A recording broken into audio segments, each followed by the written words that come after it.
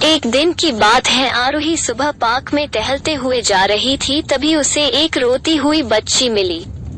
आरोही ने उससे रोने का कारण पूछा तो लड़की ने बताया कि वो जिस गुड़िया से खेल रही थी वो इसी पार्क में कहीं खो गई है।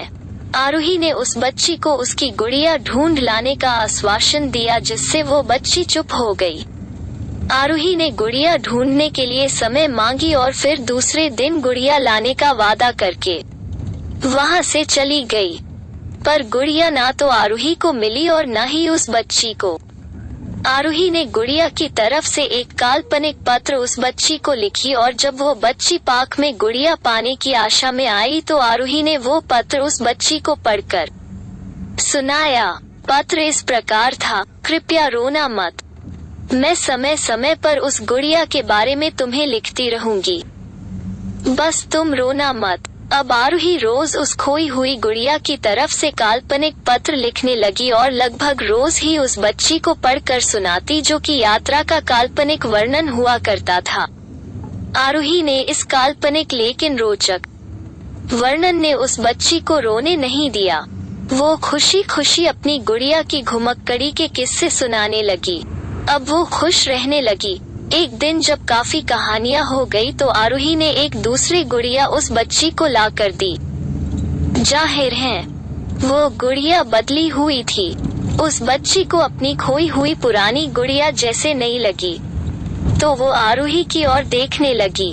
आरोही अनजान बनते हुए गुड़िया में चिपकी एक चिट को निकाल कर पढ़ने लगी।